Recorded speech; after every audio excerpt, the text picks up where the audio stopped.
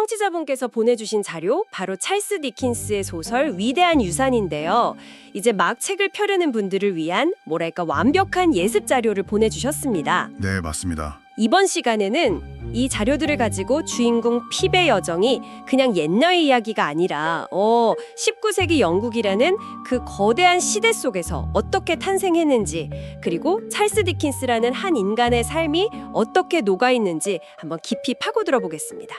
아주 흥미로운 탐구가 될 것 같습니다. 이 소설은 제목부터가 사실 질문을 던지잖아요. 그렇죠. 위대한 유산? 네, 위대한 유산이라고 하면 보통은 막대한 부, 그런 걸 떠올리는데 디킨스는 그게 전부가 아니라고 말하고 싶었던 것 같아요.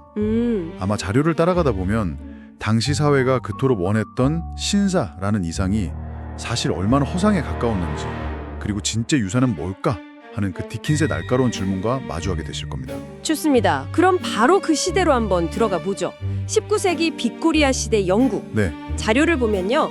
산업혁명으로 런던은 세계의 중심이 되고 부가 넘쳐나는 정말 눈부신 시대였던 것처럼 묘사되거든요. 네, 그렇죠. 근데 그 이면에는 그 안개가 자욱한 뒷골목에서는 전혀 다른 이야기가 펼쳐지고 있었다. 이런 내용이네요. 바로 그 양면성이 빅토리아 시대를 이해하는 핵심입니다. 한쪽에서는 공장 굴뚝이 막 부와 진보의 상징처럼 연기를 뿜어냈지만 네. 다른 한쪽에선 그 매연 때문에 사람들이 병들고 빈부격차는 정말 극단으로 치달았죠. 전통적인 귀족 사회가 무너지면서 돈이 새로운 권력이 되니까 사회 전체가 어떤 거대한 욕망에 휩싸인 거예요. 그 욕망의 가장 꼭대기에 신사, 즉 젠틀맨이라는 타이틀이 있었던 거고요. 아, 그렇군요. 그럼 신사라는 단어가 지금 저희가 쓰는 매너 좋은 남자 이런 의미가 전혀 아니었네요. 전혀 다르죠. 당시 사람들한테는 인생을 바꿀 수 있는 계급 상승의 티켓 같은 거였군요. 티켓, 와, 그거 아주 정확한 표현입니다. 태생이 아니라 돈과 교육으로 신사가 될 수 있다는 희망에 퍼졌던 거죠. 네네. 근데 그게 동시에 엄청난 불안감을 낳았습니다. 나는 진짜 신사인가? 저 사람은 진짜인가? 하면서 서로를 끊임없이 의심하고 평가하는 사회였어요. 디킨스는 바로 이 지점을 파고든 겁니다. 좋은 옷 입고 세련된 말투 쓴다고 해서 그 사람의 영혼까지 고결해지는 걸까? 위대한 유산은 바로 이 질문을 주인공 핍의 인생을 통해 아주 집요하게 파고드는 소설입니다. 사회 전체가 신분 상승이라는 열병을 앓고 있었던 거군요. 그렇죠. 그런데 이런 사회적 불안 말고도 자료에는 당시 법률 시스템의 문제점도 아주 구체적으로 나와 있어요. 부패하고 비효율적이고 특히 가난한 사람들한테는 더없이 가혹했다고요. 아, 네, 맞아요. 그럼 소설에 나오는 변호사 제거스나 탈옥수 맥위치 같은 인물들이 그냥 만들어낸 캐릭터가 아니었네요. 전혀 아니죠. 오히려 시대의 좌상에 가깝습니다. 디킨스가 젊은 시절에 법률사무소 서기로 일한 경험이 있거든요. 아, 정말요? 네. 그래서 법이라는 게 얼마나 허점투성이고 강자에게 유리하게 작용하는지 아주 뼈저리게 알고 있었어요. 당시 죄수들은 호주 같은 식민지로 보내지는 유형이라는 끔찍한 형벌을 받았는데 유형? 이건 사실상 사회로부터의 영원한 추방이었어요. 독자들은 아마 맥위치의 그 절박한 모습에서 자신들의 이웃 혹은 어쩌면 내 미래가 될 수도 있는 그런 현실의 공포를 느꼈을 겁니다. 그렇게 암울하고 부조리한 현실을 그리고 있는데 이 소설이 당시에 폭발적인 인기를 끌었다는 게 참 아이러니하게 느껴지기도 해요. 어떻게 그렇게 무거운 주제로 당대 최고의 베스트셀러를 만들 수 있었을까요? 여기서 바로 작가 디킨스의 천재성이 드러납니다. 그 비밀은 소설의 형식이 숨어 있죠. 형식이요? 네, 보내주신 자료에도 나오지만 위대한 유산은 처음부터 책으로 나온 게 아니고요. 디킨스가 직접 운영하던 주간지에 9개월 동안 연재된 소설이었습니다. 아, 연재 소설이었군요. 요즘으로 치면 인기 드라마 같은 거였겠네요. 매주 다음 편 기다리고. 그렇습니다. 찰스 디킨스는 19세기의 넷플릭스 쇼러너였다 이렇게 생각하시면 정확해요. 하하, 재밌는 비유네요. 스트리밍 서비스가 나오기 100년도 더 전에 매주 독자들을 애타게 만드는 주간 클리프행어의 대가였던 거죠. 각 연재부는 그냥 이야기의 한 부분이 아니라 영국 전체가 다음 일주일을 숨죽여 기다리게 만드는 하나의 에피소드였던 겁니다. 잠깐만요. 그럼 당시 독자들은 핍에게 막대한 유산을 남긴 후원자가 대체 누군지 전혀 모른 채로 몇 달을 기다려야 했던 거예요? 바로 그겁니다. 와, 정말 애가 탔겠는데요? 그렇죠. 그래서 핍의 운명은 어떻게 될 것인가, 저 미스테리한 인물의 정체는 뭔가, 이런 궁금증을 극대화하는 게 그의 전략이었죠. 이런 연재 방식의 압박 때문에 위대한 유산에는 유독 충격적인 반전과 비밀이 많이 등장합니다. 독자들의 마음을 쥐락펴락하는 기술이었군요. 네, 일종의 밀당이죠. 근데 이런 극적인 구조가 주인공 핍의 내면하고도 연결되는 것 같아요. 갑자기 신사가 되었다가 모든 비밀이 밝혀지면서 한순간에 나락으로 떨어지잖아요. 맞습니다. 자료에서는 이 핍의 롤러코스터 같은 인생에 디킨스 자신의 경험이 깊게 투영되어 있다고 설명하더군요. 그 부분이 이 소설을 단순한 통속 소설이 아니라 위대한 성장 소설, 독일어로는 빌둥스로만으로 만드는 지점입니다. 빌둥스로만? 네, 핍은 대장간 소년 시절을 부끄러워하고 자기를 위해 헌신했던 가족들을 멀리하면서 속물적인 신사가 되어가죠. 네. 하지만 그 유산의 충격적인 진실과 마주하고 모든 걸 잃고 나서야 비로소 깨닫게 됩니다. 아, 내가 그토록 경멸했던 것들 속에 진짜 소중한 가치가 있었구나 하는 걸요. 결국 물질적인 유산이 아니라 그 고통을 통해서 얻는 내면의 성숙함, 그게 진짜 위대한 유산이라는 거군요. 바로 그겁니다. 디킨스 본인도 그런 고통스러운 성장의 과정을 겪었기에 이런 이야기를 쓸 수 있었던 거겠죠. 그렇습니다. 핍의 여정은 계층 상승에 대한 디킨스 자신의 열망, 그리고 그 과정에서 느꼈을 법한 깊은 열등감과 죄책감이 고스란히 담겨있는, 어떻게 보면 작가의 자기 고백과도 같은 이야기입니다. 그 작가의 고통스러운 삶에 대해 좀 더 깊이 들어가 보죠. 자료에 묘사된 그의 어린 시절을 보면 정말이지 소설보다 더 소설 같아요. 네, 그렇죠. 아버지는 빚 때문에 감옥에 가고 겨우 12살짜리 소년이 가족 생계를 위해서 구두약 공장에 가야 했다니. 와, 상상만 해도 정말 끔찍하네요. 그 구두약 공장에서의 경험은 디킨스에게 평생 지워지지 않는 트라우마이자 굴욕의 기억이었습니다. 병에 상표 붙이는 단조로운 노동을 해야 했으니까요. 장차 위대한 작가가 될 그 청명한 소년에게는 정말 지옥 같은 시간이었을 겁니다. 하지만 역설적이게도 네. 바로 이 비참했던 경험이 그의 문학적 자산이 됩니다. 아, 자신의 가장 큰 상처가 가장 강력한 무기가 된 셈이군요. 네, 그는 누구보다 가난한 사람들의 고통, 특히 아이들이 겪는 그 비참함을 잘 이해했습니다. 그래서 그의 소설에 사회의 가장 어두운 곳에서 신음하는 인물들이 그토록 생생하게 살아 숨쉬는 거예요. 올리버 트위스트의 굶주린 고아나. 맞아요. 크리스마스 캐럴에 착취당하는 서기 밥 크라치처럼요. 디킨스는 자기 상처를 개인적인 복수심이 아니라 사회 전체의 부조리를 고발하는 아주 날카로운 펜으로 승화시킨 위대한 작가였습니다. 셰익스피어와 함께 영국 최고의 작가로 꼽히는 이유를 이제 알 것 같습니다. 그런데 그의 힘이 단지 사회 비판에만 있는 건 아닌 것 같아요. 그렇죠. 자료를 보면 보통의 인간보다 훨씬 강력한 인간을 만든다는 평가가 있는데 이건 그의 캐릭터 창조 능력을 말하는 거겠죠. 아주 중요한 지점입니다. 미스 헤비샴처럼 정말 한번 보면 절대 잊을 수 없는 캐릭터들이 있잖아요. 네, 그의 캐릭터들이 왜 그렇게 독자들의 뇌리에 깊이 박힐까요? 그건 그들이 단지 현실을 반영하는 걸 넘어서 인간의 어떤 특정 욕망이나 광기를 그딴까지 밀어붙인 결정체이기 때문입니다. 아, 결정체? 웨딩드레스를 입은 채 시간이 멈춘 저택에서 살아가는 미스 헤비샴은 과거에 대한 집착과 복수심의 화신이죠. 자비라고는 눈꼽만큼도 없는 스크루지는 탐욕 그 자체고요. 네. 디킨스는 인간 내면의 복잡한 감정을 하나의 상징적인 아이콘으로 빚어내는데 정말 탁월한 능력을 가졌습니다.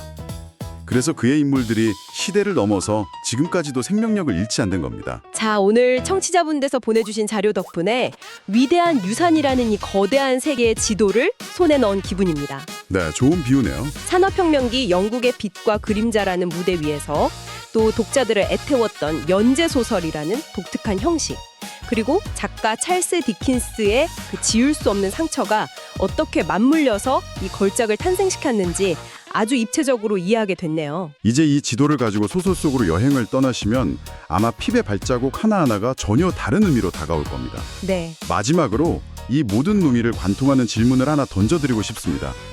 디킨스가 이 소설을 통해 던졌던 질문이죠. 어떤 질문일까요? 진정한 신사란 무엇인가? 그리고 인생에서 가장 위대한 유산이란 무엇인가? 이제 책을 읽으시면서 21세기를 살아가는 나에게 이 질문은 어떤 의미가 있는지 한번 생각해 보시면 어떨까요? 오늘날 우리 사회가 생각하는 성공한 사람의 모습과 디킨스가 말하려 했던 훌륭한 사람의 모습은 얼마나 비슷하고 또 얼마나 다를까요? 네. 그 답을 찾아가는 과정이야말로 이 책이 우리에게 주는 진짜 위대한 유산이 아닐까 싶습니다. 한 사람의 인생을 만드는 위대한 유산 하면 보통 뭐가 떠오르세요? 돈이나 명예 같은 걸까요? 아니면 눈에 보이지 않는 다른 가치일까요? 오늘은 바로 이 질문에 대한 깊은 통찰을 담은 고전이죠. 찰스 디킨스의 위대한 유산. 이걸 분석한 자료들을 가지고 아주 깊이 한번 파고들어 보려고 해요. 네, 오늘 저희가 같이 볼 자료들이요. 소설 속 인물들이 있잖아요. 이 사람들이 주인공 핍한테 도대체 어떤 영향을 줬나, 그 관계의 역학을 아주 세밀하게 추적하고 있더라고요. 아, 단순히 인물 소개가 아니라요. 그렇죠. 그냥 누가 누구다 이게 아니라 이 관계들이 막 얽히면서 핍이라는 한 소년의 욕망 그리고 성장을 어떻게 이끌어가는지, 그리고 그게 결국 소설 전체의 주제랑 어떻게 딱 연결되는지 그 핵심을 짚어보는 시간이 될 겁니다. 와, 정말 기대되네요. 그럼 한 소년이 진짜 가치를 찾아가는 여정, 바로 함께 떠나보시죠. 우선 핍의 인생에 거대한 야망의 불씨를 던진 부 여성부터 시작해볼까요? 네, 그게 시작이죠. 주인공 핍, 아시다시피 원래는 대장간에서 자란 고아 소년이었잖아요. 그러다 어느 날 갑자기 익명의 유산을 받아서 런던의 신사가 되는, 뭐랄까, 인생 역전의 아이콘이죠. 맞아요. 근데 핍의 내면을 처음부터 끝까지 지배하는 감정이 딱 두 가지예요. 하나는 신사계층에 대한 엄청난 동경, 그리고 다른 하나는 자기 자신의 초라한 배경에 대한 아주 깊은 열등감이죠. 네네. 이 두 가지 감정을 그야말로 폭발시킨 인물이 바로 미스 헤비섬입니다. 아, 미스 헤비섬 정말 독보적인 캐릭터죠. 결혼식 날 버림받고 시간이 멈춰버린 그 저택 세키사우스에서 낡은 웨딩드레스 입고 살아가는 그 괴팍한 노부인이요. 네. 자료에서도 딱 짚고 있는데 핍이 그녀의 저택에 발을 들이는 그 순간이 그의 인생의 뭐랄까 결정적인 전환점이 되었다고 분석해요. 그럴 수밖에 없었을 것 같아요. 그럼요. 핍은 그때까지 대장간이라는 자기만의 작은 세상에 살았잖아요. 그런데 미스 헤비섬의 어둡고 기괴하지만 분명히 상류층의 공간인 그 저택에 가면서 완전히 다른 세계를 처음 본 거예요. 아, 촛불만 켜놓은 방, 멈춰버린 시계, 이런 것들이 핍한테는 충격이면서 동시에 막연한 동경의 대상이 되는 거죠. 자료 표현을 빌리자면 이때 핍의 마음에 허황되지만 강력한 희망의 씨앗이 심어진 겁니다. 그리고 그 희망의 씨앗에 물을 두는 존재가 나타나죠. 미스 헤비섬의 양녀, 아름답지만 얼음장처럼 차가운 에스텔라. 네, 에스텔라. 근데 저는 이 부분이 항상 궁금했어요. 보통 첫사랑하면 좀 따뜻하고 다정한 기억 아닌가요? 근데 에스텔라는 핍한테 계속 상처를 주잖아요. 뭐 손이 거칠다, 신발이 투박하다 이러면서요. 맞아요. 근데 어떻게 그게 핍의 야망을 더 크게 만드는 동력이 됐을까요? 보통은 그냥 상처받고 포기할 것 같은데. 정말 좋은 질문이에요. 바로 그 지점이 디킨스의 인간 심리 묘사가 정말 탁월한 보이죠. 에스텔라의 그 냉담함이 핍에게 거절감을 주면서 동시에 아주 강력한 목표의식을 심어줘요. 목표의식이요? 네. 아, 내가 부족해서 무시당하는구나. 그럼 내가 변해야겠다. 이렇게 되는 거죠. 그녀의 아름다움과 그 차가움이 핍에게는 넘어야 할 산이자 동시에 꼭 손에 넣고 싶은 트로피가 되는 거예요. 아, 그렇군요. 그래서 자료에서도 에스텔라를 그냥 첫사랑이 아니라 핍의 모든 행동과 동기의 중심축이라고 딱 정의하더라고요. 그녀에게 어울리는 신사가 되겠다. 이 목표 하나가 핍의 인생 전체를 움직이는 엔진이 된 셈입니다. 와, 사랑이라기보다는 정복욕, 인정 욕구가 뒤섞인 아주 복잡한 감정이네요. 그 욕망 때문에 결국 자신을 가장 아껴준 매형 조 가제리 같은 사람들을 부끄러워하게 된 거고요. 맞아요. 이제 이야기의 또 다른 한 축인 조 가제리고 자연스럽게 넘어가네요. 조는 이 소설에 어떻게 보면 도덕적인 닷 같은 인물이에요. 도덕적인 밭이요? 네. 대장장이라 사회적 지위는 낮지만 정말 꾸밈없고 조건 없는 사랑과 정직함을 가진 사람이잖아요. 자료에서는 그를 아예 디킨스가 생각하는 진정한 신사도의 표본이라고까지 평가해요. 품격이라는 게 옷이나 돈이 아니라 성품에서 나온다는 걸 그냥 온몸으로 보여주는 거죠. 근데 핍은 런던에서 신사 행세하면서 그런 조를 창피해하잖아요. 갑자기 찾아온 조의 그 투박한 말투나 행동을 보면서 막 얼굴 붉히는 장면. 아, 정말 읽을 때마다 마음이 아프더라고요. 그렇죠. 근데 그게 또 이 소설이 되게 현실적인 이유예요. 핍이 뭐 완벽한 영웅이 아니라는 점이죠. 하긴. 신분 상승에 대한 욕망에 눈이 멀어서 자기한테 가장 소중했던 가치를 스스로 밀어내는 실수를 저지르거든요. 근데 중요한 건 그 다음이에요. 핍이 나중에 모든 걸 잃고 병들고 빚쟁이들한테 쫓기는 가장 비참한 순간을 맞이해요. 네. 그때 자기를 찾아와서 말없이 간호해주고 빚까지 갚아주는 사람이 바로 조였다는 걸 깨닫게 되는 거죠. 그때서야 자신이 버렸던 게 뭔지, 진짜 유산이 뭐였는지 알게 되는 거군요. 조의 따뜻함과 또 정반대되는 인물이 바로 핍을 어릴 때부터 거칠게 키운 누나, 조 부인이잖아요. 아, 그렇죠. 조빌은 핍이 벗어나고 싶어 했던 그 불행한 과거 그 자체를 상징해요. 끊임없는 잔소리, 폭력, 이런 기억이 핍에게 여길 떠나야만 해 하는 아주 강력한 탈출 동기를 부여했죠. 어떻게 보면 그런 환경 때문에 미스 헤비섬의 유혹에 더 쉽게 넘어간 걸 수도 있겠네요. 네, 맞아요. 내면에 이미 그런 결핍이랑 탈출 욕구가 있었기 때문이라고 볼 수 있죠. 자, 그렇게 핍은 런던으로 떠납니다. 그리고 모두의 예상처럼 미스 헤비섬이 후원자일 거라고 굳게 믿으면서 신사 수업을 받죠. 근데 여기서 소설의 가장 충격적인 반전이 터집니다. 네, 위대한 유산의 진짜 출처가 드러나는 순간이죠. 네. 바로 아벨 매그위치라는 인물이 등장하면서부터요. 핍이 어릴 적 늪지대에서 무서워서 덜덜 떨면서도 빵이랑 쥐를 가져다 줬던 바로 그 탈옥수요. 맞아요. 세월이 흘러서 호주에서 큰 돈을 번 그가 바로 핍의 익명의 후원자였다는 사실이 밝혀지는 겁니다. 와, 정말 상상도 못한 전개죠. 핍의 인생을 통째로 바꾼 그 엄청난 돈이 고귀한 미스 헤비섬이 아니라 사회에서 가장 경멸받는 범죄자에게서 왔다는 거잖아요. 그렇죠. 핍의 세상이 그냥 송두리째 무너지는 기분이었겠어요. 자료에서는 이 충격을 어떻게 분석하고 있나요? 이 반전은 핍의 가치관을 그냥 뿌리부터 뒤흔드는 결정적인 계기가 돼요. 자신이 그토록 경멸했던 계층의 사람이 자기를 위해 모든 걸 바쳤다는 사실 앞에서 핍은 처우로 신사라는 개념 자체에 대해 근본적인 질문을 던지게 되는 거죠. 아, 내가 부끄러워했던 대장장이 조, 그리고 나를 신사로 만들어준 범죄자 매그위치, 과연 누가 더 고결한 인간인가? 이 질문 앞에서 핍의 그 속물적인 태도는 그냥 산산조각이 나는 겁니다. 런던 안에서의 생활을 관리해준 인물들도 빼놓을 수 없겠어요. 아주 냉철한 변호사 제거스랑 그의 서기 웬믹 말이요. 특히 웬믹이라는 인물 정말 흥미롭지 않나요? 아주 흥미롭죠. 제거스 변호사가 감정이라고는 진짜 한 톨도 없이 법과 사실만으로 움직이는 냉혹한 현실 세계를 상징한다면 웬믹은 그 속에서 살아남는 법을 보여주는 인물이에요. 네. 직장에서는 그 우편함 입처럼 입을 꽉 다물고 절대 감정을 안 드러내잖아요. 근데 퇴근해서 성이라고 부르는 자기 집에만 가면 완전히 다른 사람이 되죠. 맞아요. 해자까지 파놓은 그 작은 집에 늙은 아버지를 모시고 사는 모습은 정말 따뜻하고 인간적이잖아요. 네, 그 이중적인 모습이 핍에게는 공적인 가면과 사적인 본 모습을 분리해서 자신을 지키는 법을 알려준 셈이에요. 그리고 진짜 행복은 뭐 거창한 지위나 돈이 아니라 작고 소박한 나만의 공간, 사랑하는 사람과의 관계에 있다는 걸 간접적으로 보여주는 거죠. 아, 핍이 런던에서 배운 게 단순히 화려한 사교술만이 아니었군요. 그렇죠. 이런 인물들을 통해서 돈과 명예의 세계, 그 이면에 있는 인간군상의 다양한 모습을 배우게 된 겁니다.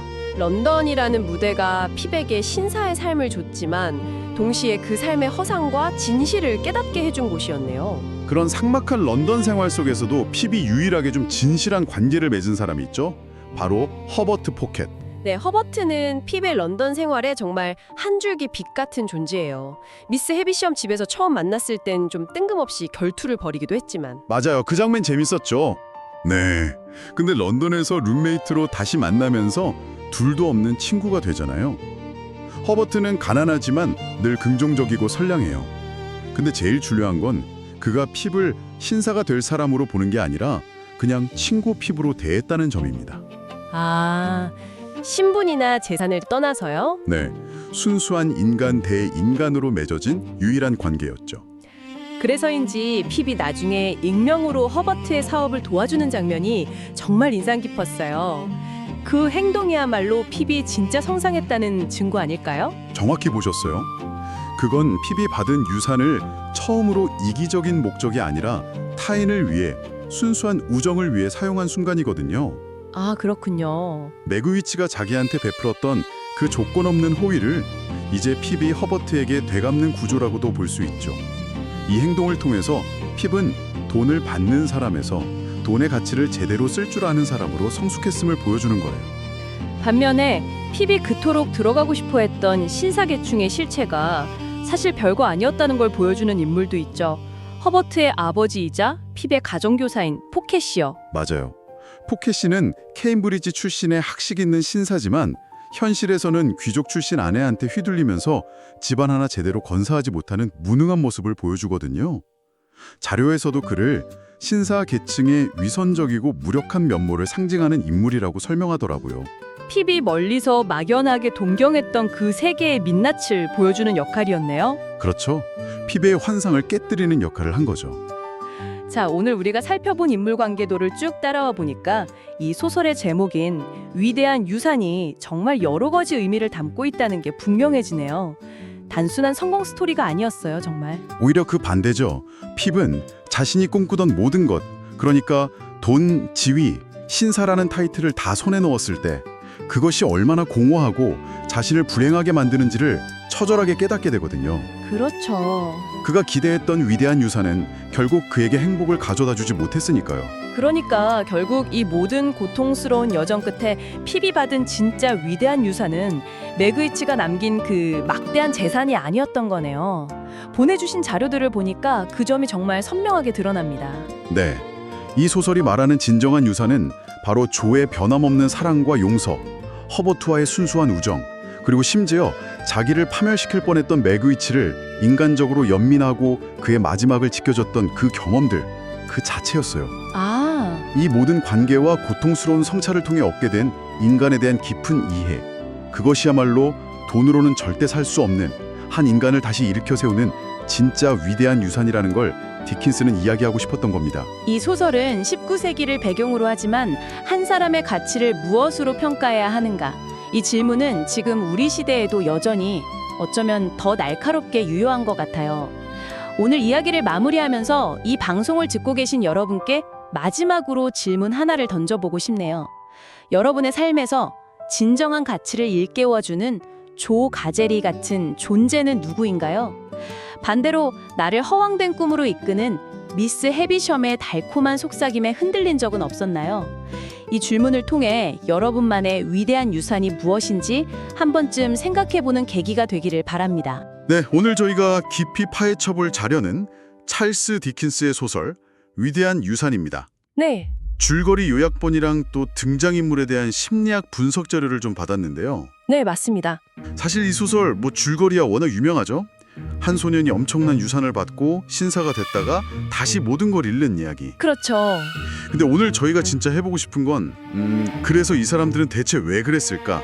바로 이 질문의 답을 찾아보는 거예요. 아주 좋은 접근이네요. 단순한 이야기 요약을 넘어서 각 인물들의 선택 뒤에 숨겨진 그 진짜 마음을 심리학의 돋보기로 한번 들여다보려고 합니다. 그렇죠. 제목부터가 사실 굉장히 의미심장하잖아요. 위대한 유산. 맞아요. 근데 과연 주인공 핍에게 그 유산이 정말 위대한 선물이었을까요? 아니면 뭐랄까 평생을 따라다니는 족쇄였을까요? 이 물질적인 유산과 눈에 보이지 않는 정신적인 유산, 그 사이의 아슬아슬한 줄다리기가 이 이야기의 진짜 재미라고 볼 수 있습니다. 좋습니다. 그럼 바로 그 줄다리기의 시작점으로 한번 가보죠. 주인공 핍은 이제 고아 소년이에요. 네, 부모님이 안 계시죠. 을신연스러운 교회 묘지에서 이야기가 시작되는데 거기서 족쇄를 찬 탈옥수 매그위치와 딱 마주칩니다. 정말 무서운 첫 만남이죠. 네, 어린 핍은 당연히 공포에 떨었지만 배고프고 절박해 보이는 그 모습에 연민을 느껴서 몰래 음식이랑 줄칼을 가져다 주죠. 잠깐만요. 이 장면이 생각보다 훨씬 중요해요. 아, 그런가요? 네. 핍의 본성은 원래 이렇게 연민이 많고 선량한 아이였다는 걸 보여주는 첫 장면이거든요.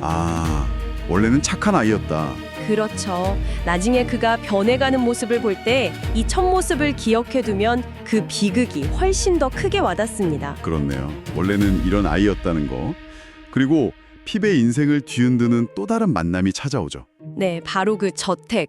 마을의 괴팍한 부자 해비섬 양의 저택에 놀이 친구로 가게 되는데 거기서 그녀의 양녀인 에스텔라를 만나요. 아름답지만 차가운 소녀. 네, 정말 아름답지만 얼음장처럼 차가운 소녀죠. 핍은 첫눈에 반하는데 에스텔라는 핍을 보자마자 손은 왜 이렇게 거칠어? 장화는 투박하고 참 천박하다 이렇게 막 쏘아붙입니다. 바로 그 순간입니다. 핍의 인생에 거대한 락인이 찍히는 순간이죠. 락인이라? 심리학자 칼 로저스는 우리가 스스로에게 이런 조건을 갖춰야만 난 사랑받을 가치가 있어 라고 믿게 되는 걸 가치의 조건이라고 불렀어요. 가치의 조건? 네, 에스텔라의 천박하다는 이 말 한마디가 핍에게는 신사가 되어야만 사랑받을 수 있고 가치 있는 인간이 된다는 평생의 가치의 조건으로 그냥 박혀버린 겁니다. 와, 그냥 어린 시절의 상처가 아니라 인생 전체를 지배하는 어떤 공식이 되어버렸다는 거네요. 바로 그거죠. 그 뒤로 핍은 대장장이인 매형 조 밑에서 일하는 자기 처지를 너무나 부끄러워하게 돼요. 그러던 어느 날 변호사 제거스가 찾아와서 익명의 후원자로부터 막대한 유산을 받게 됐으니 런던으로 가서 신사교육을 받으라고 하죠. 자, 여기서 핍은 어떤 생각을 했을까요? 뭐 드디어 기회가 왔다 이런 거 아니었을까요? 그 정도가 아니에요. 그는 이 후원자가 당연히 헤비숍 양일 거라고 확신합니다. 아, 자기가 아는 부자니까. 그것도 있지만 왜냐하면 그래야만 하거든요. 자기 수치심의 근원이었던 바로 그곳에서 인정을 받아야만, 에스텔라와 어울리는 신사가 되어야만 자기의 그 가치의 조건을 충족시킬 수 있으니까요. 이건 단순한 착각이 아니라 자신의 상처를 치유하고 싶다는 필사적인 믿음이었던 거죠. 그러고 보니 그 헤비숍 양도 참 기이한 인물이에요. 평생 낡은 웨딩드레스를 입고 시계는 전부 결혼식 날 배신당했던 그 시간에 멈춰있고 대체 왜 그러는 걸까요? 한마디로 심리적 정체, 시간이 멈춰버린 사람인 거죠. 시간이 멈췄다. 네, 끔찍한 트라우마를 겪은 후에 현실을 받아들이지 못하고 과거의 한순간에 자신을 그냥 영원히 가둬버린 거예요. 그 멈춰버린 시계는 그냥 소품이 아니라 헤비숍 양의 내면 그 자체입니다. 성장을 멈추고 복수심이라는 연료만으로 하루하루를 버티는 아주 극단적인 심리적 부조화 상태를 보여주는 인물이에요. 그런 헤비숍 밑에서 자란 에스텔라도 어찌 보면 피해자겠네요. 그렇죠. 자, 런던으로 간 핍은 허버트 포켓이라는 친구와 어울리면서 돈을 물쓰듯 쓰며 사치스러운 생활에 빠져듭니다. 하지만 그토록 원했던 에스텔라는 여전히 냉담하고 결국 거만한 귀족 벤틀리 드럼과 결혼해버리죠. 핍에겐 정말 큰 좌절이었겠죠. 네, 완전히 절망에 빠져요. 그리고 핍이 23살이 되던 폭풍우 치는 밤, 이야기의 가장 큰 반전이 터집니다. 아, 드디어 그 장면이군요. 흠뻑 젖은 남자가 찾아오는데 바로 어릴 적 묘지에서 만났던 탈옥수 매그위치예요. 그리고 충격적인 말을 하죠. 내가 바로 자네를 신사로 만들어준 그 후원자야. 이 장면에서 핍이 느끼는 감정은 단순히 내 후원자가 범죄자였다니 하는 놀라움이 아니에요. 그 이상인가요? 훨씬 그 이상이죠. 그건 자기 존재의 근간이 무너지는 경험입니다. 존재의 근간이요? 네, 평생 벗어나고 싶었던 천박함의 상징, 가장 경멸했던 존재가 바로 자신의 부와 신분, 즉 정체성의 원천이었다는 사실을 마주한 거잖아요. 이상적인 나를 떠받치고 있던 기둥이 사실은 현실의 초라한 나보다 더 끔찍한 것이었다는 걸 깨달은 거죠. 이게 바로 칼 로저스가 말한 이상과 현실의 괴리가 극에 달한 부조화의 폭발입니다. 와, 듣고 보니 그냥 충격이 아니라 거의 공포에 가까웠겠네요. 그렇죠. 그런데 여기서 더한 사실이 밝혀지죠. 핍이 그토록 사랑했던 에스텔라가 바로 이 매그위치의 딸이었다는 것. 네, 그리고 변호사 제거스가 이 모든 비밀을 알고 아기를 헤비숍 양에게 보냈다는 사실까지 모든 게 거미줄처럼 얽혀 있었어요. 정말. 여기서 매그위치의 심리도 한번 들여다볼 필요가 있어요. 아, 매그위치는 왜 그랬을까요? 그는 왜 핍에게 그렇게까지 집착했을까요? 이건 심리학자 엘버트 앨리스가 말한 비합리적 신념과 연결지어 볼 수 있습니다. 비합리적 신념? 네, 매그위치는 나는 범죄자라 신사가 될 수 없어. 하지만 내 돈으로 누군가를 신사로 만든다면 내 인생도 가치 있는 것이 될 거야. 라는 신념에 사로잡힌 거예요. 아, 핍을 통해 대리만족을 하려고 했던 거군요. 정확합니다. 핍은 그의 대리자, 자신이 이루지 못한 꿈을 대신 이뤄줄 아바타였던 셈이죠. 그렇군요. 처음엔 매그위치를 경멸했던 핍도 점차 그를 이해하게 되고 이제는 그를 탈출시키기 위해 모든 걸 겁니다. 핍이 성장하는 모습이죠. 하지만 탈출은 실패하고 매그위치는 숙적과 싸우다 크게 다쳐 체포되어 결국 재판을 받고 죽음을 앞두게 되는데 핍의 곁에서 조용히 눈을 감죠. 네. 매그위치가 죽자 그의 모든 유산은 국가에 몰수되고 핍은 하루아침에 빚더미에 올라 병까지 얻습니다. 그야말로 모든 것을 잃은 거죠. 네, 모든 것을 잃고 가장 비참한 순간 그가 그토록 외면하고 부끄러워했던 매형 조가 런던으로 찾아옵니다. 바로 이 순간이 이야기의 진짜 클라이맥스입니다. 아, 이 장면이요? 네, 조는 아무것도 묻지 않고 헌신적으로 핍을 간호하고 핍이 진 빚까지 몰래 다 갚아주고는 조용히 고향으로 돌아가요. 정말 핍은 평생 외부의 조건, 즉 신사가 되어야 한다는 압박 속에서 살았잖아요. 그런데 조는 핍이 잘 나갈 때나 완전히 망가졌을 때나 아무런 조건 없이 그를 아끼고 사랑해줍니다. 이게 바로 칼 로저스가 건강한 관계의 핵심이라고 말한 무조건적 긍정적 존중입니다. 와, 듣고 보니 정말 그렇네요. 핍이 평생 찾아 헤맸던 그 위대한 유산은 사실 돈이 아니라 처음부터 자기 곁에 있었던 조의 이 사랑이었던 거네요. 바로 그거죠. 진짜 신사는 화려한 옷을 입은 런던의 핍이 아니라 투박하지만 변치 않는 마음을 가진 매형 조였고요. 정확해요. 조는 자신의 감정과 행동이 완벽하게 일치하는 심리적으로 가장 건강한 일치성을 보여주는 인물입니다.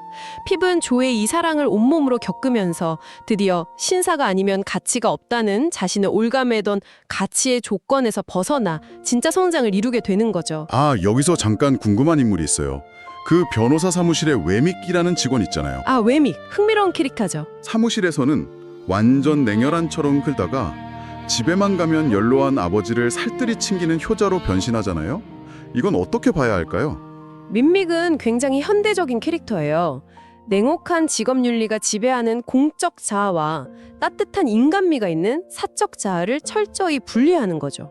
분리한다. 네, 이건 어쩌면 험난한 사회생활로부터 자기 내면의 연약하고 소중한 부분을 지키기 위한 나름의 건강한 생존 전략이자 방어 기제라고 볼 수도 있어요. 아, 오히려 건강한 걸 수도 있군요. 네, 모든 걸 다 드러내지 않고도 자기 자신을 지키는 방법인 셈이죠. 흥미롭네요. 다시 핍 이야기로 돌아와서 건강을 회복한 핍은 친구를 따라 이집트로 건너가 자기 힘으로 성실하게 일해서 성공합니다. 그리고 11년 만에 고향에 돌아오죠. 네, 그리고 거기서 재회를 하죠. 폐허가 된 저택터에서 남편과 사별하고 모든 것을 잃은 에스텔라와 재회해요. 에스텔라도 결국 자신을 억압했던 그 남자의 마음의 부서라는 헤비섬의 가치의 조건에서 벗어나게 된 거죠. 아, 에스텔라도 성장을 했군요. 그렇죠. 모든 걸 잃고 나서야 비로소 사랑이라는 감정을 제대로 마주할 수 있게 된 또 다른 형태의 성장을 보여주는 겁니다. 두 사람은 서로의 상처를 이해하고 친구로 남기로 하고 이야기는 끝이 납니다. 이렇게 전체 이야기를 심리학적 관점과 함께 훑어보니까 위대한 유산은 결국 한 인간이 타인이 정해준 가치의 조건에 어떻게 휘둘리고 고통받다가 마침내 그걸 깨부수고 진짜 자기 자신을 찾아가는 성장 드라마였네요. 정확합니다. 돈이나 신분에 대한 이야기가 아니었고요. 맞습니다. 그래서 마지막으로 청취자분께 이런 질문을 한번 던져보고 싶어요. 네, 어떤 질문이죠? 이 소설은 19세기에 쓰였잖아요. 그런데 우리가 오늘 이야기한 칼 로저스나 엘버트 앨리스 같은 심리학자들의 이론은 대부분 20세기에 나온 것들입니다. 아, 시차가 꽤 크네요. 네. 그런데 어떻게 100년도 더 전에 쓰인 소설 속 인물들이 이렇게나 현대 심리학 이론에 딱 들어맞을 수 있었을까요? 정말 그러네요. 왜 그럴까요? 아마 그건 인정받고 싶은 욕망, 열등감, 사랑과 배신, 그리고 용서와 성장 같은 인간의 본질적인 감정들은 시대가 바뀌어도 변하지 않는다는 가장 강력한 증거가 아닐까 싶습니다. 아, 그렇기 때문에 위대한 유산이 지금 우리에게도 여전히 이렇게 짙은 울림을 주는 거겠죠. 긴 시간 들어주셔서 감사합니다.